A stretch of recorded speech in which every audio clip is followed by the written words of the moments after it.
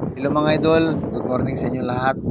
Unang-una mga idol, maraming salamat sa lahat ng nag-follow sa akin at sa lahat ng nagla-like, sa lahat ng nag-share aking video. Ako nga pala si Roderick Peralta from Nueva Ecija, Ilocos Norte. Ako ay nagtapos lang po ng high school graduate ng Nueva Ecija, Ilocos Norte.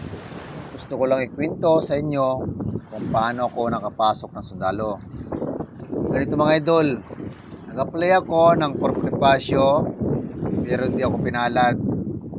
Kaya nakapunta ako ng Catbalogan, Samar para dito ako mag-apply ng Army. Pero sa interview pa lang hindi na ako pinalad.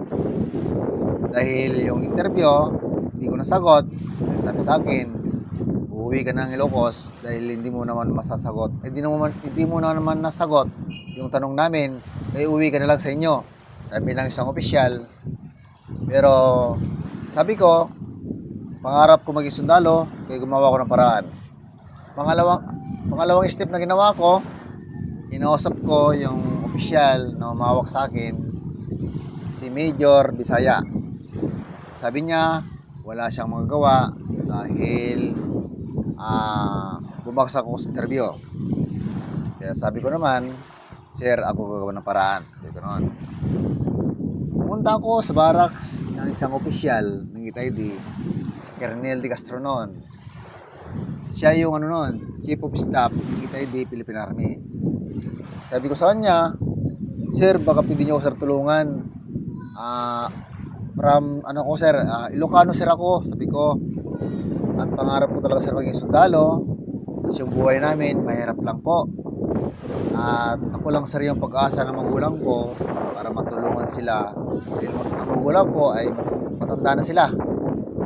Habang kinakausap ko siya ay ako yung umiiyak sa harapan niya at nagmamakawa ko doon sa barracks niya.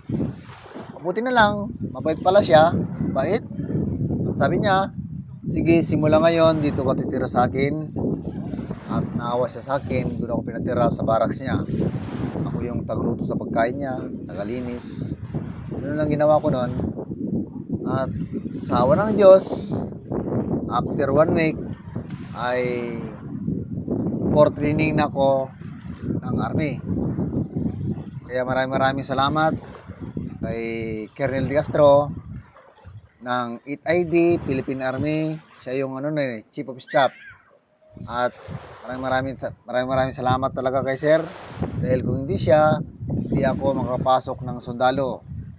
Kaya sabi ko, pangarap ko talaga sir, pumasok ng sundalo.